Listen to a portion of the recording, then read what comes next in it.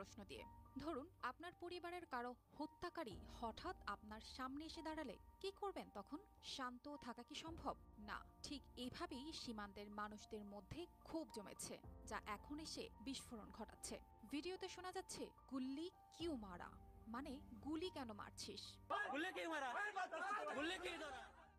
ঘটনার অনুসন্ধানে জানা যায়, কয়েকদিন আগে ত্রিপুরার কৈলাস শহরের মাগুরলি গ্রামে ভারত বাংলাদেশ সীমান্তে এক মর্মান্তিক সংঘর্ষ ঘটে। সীমান্তের ওই পারে বসবাসকারী মানুষরা তাদের আপনজনদের হত্যার প্রতিশোধে যেন রক্তের তৃষ্ণায় পুড়ছিল। তাদের চোখে ছিল যন্ত্রণার ছাপ, আর মুখে ছিল অসহায়তার গল্প।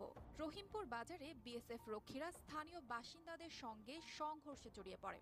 আন্তর্জাতিক সংবাদ মাধ্যম ডিডব্লিউ জানিয়েছে, কোনো কারণ ছাড়াই বিএসএফ বাজারে হামলা চালায়। রাবার বুলেট ছোড়ার পর পরিস্থিতি এমন পর্যায়ে পৌঁছায় যে তা নিয়ন্ত্রণের বাইরে চলে যায়।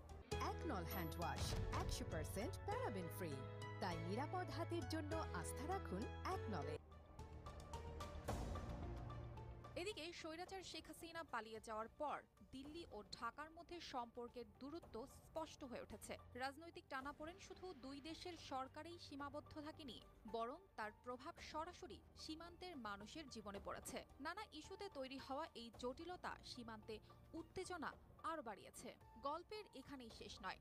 সীমান্তের কাঁটাতারে আটকে থাকা ফেলানি, আর সেই ফেলানির মতো শত শত প্রাণের নীরব আর্তনাদ যেন এখনো শোনা যায়। এই কাঁটাতার কোনো সাধারণ তার নয়, প্রতিটা তারে লেগে আছে রক্তের দাগ, যন্ত্রণার ইতিহাস। প্রতিটি দেহ একটি সংখ্যা নয়, বরং এক একটা জীবনের গল্প। সেই গ্রামবাসীরা যখন বিএসএফ রক্ষীদের সামনে পড়ে, তখন তাদের মনে পড়ে যায় তাদের হারানো আপনজনদের কথা। এ কারণে সেই দিন তারা ভয়কে তুচ্ছ করে রুখে দাঁড়ায়। তাদের চোখে মুখে ছিল একটাই প্রশ্ন, গুল্লি কিউ মারা, অর্থাৎ গুলির প্রয়োজন কেন। অর্পিতা জাহান, RTV।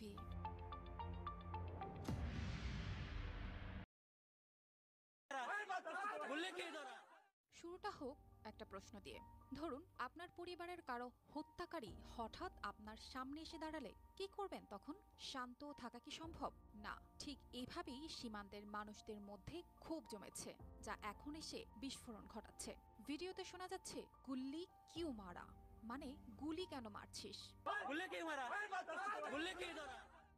ঘটনার অনুসন্ধানে জানা যায়, কয়েকদিন আগে ত্রিপুরার কৈলাস শহরের মাগুরলি গ্রামে ভারত বাংলাদেশ সীমান্তে এক মর্মান্তিক সংঘর্ষ ঘটে। সীমান্তের ওই পারে বসবাসকারী মানুষরা তাদের আপনজনদের হত্যার প্রতিশোধে যেন রক্তের তৃষ্ণায় পুড়ছিল।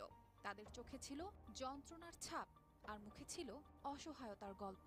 রহিমপুর বাজারে বিএসএফ রক্ষীরা স্থানীয় বাসিন্দাদের সঙ্গে সংঘর্ষে জড়িয়ে পড়ে। আন্তর্জাতিক সংবাদ মাধ্যম ডিডব্লিউ জানিয়েছে, কোনো কারণ ছাড়াই বিএসএফ বাজারে হামলা চালায়। রাবার বুলেট ছোড়ার পর পরিস্থিতি এমন পর্যায়ে পৌঁছায় যে তা নিয়ন্ত্রণের বাইরে চলে যায়। একনল হ্যান্ড ওয়াশ 100% প্যারাবেন ফ্রি, তাই নিরাপদ হাতের জন্য আস্থা রাখুন একনলে। এদিকে স্বৈরাচার শেখ হাসিনা পালিয়ে যাওয়ার পর দিল্লি ও ঢাকার মধ্যে সম্পর্কের দূরত্ব স্পষ্ট হয়ে উঠেছে। রাজনৈতিক টানাপোড়েন শুধু দুই দেশের সরকারেই সীমাবদ্ধ থাকেনি, বরং তার প্রভাব সরাসরি সীমান্তের মানুষের জীবনে পড়েছে। নানা ইস্যুতে তৈরি হওয়া এই জটিলতা সীমান্তে উত্তেজনা আরও বাড়িয়েছে। গল্পের এখানেই শেষ নয়। সীমান্তের কাঁটাতারে আটকে থাকা ফেলানি, আর সেই ফেলানির মতো শত শত প্রাণের নীরব আর্তনাদ যেন এখনো শোনা যায়। এই কাঁটাতার কোনো সাধারণ তার নয়, প্রতিটা তারে লেগে আছে রক্তের দাগ, যন্ত্রণার ইতিহাস। প্রতিটি দেহ একটি সংখ্যা নয়, বরং এক একটা জীবনের গল্প।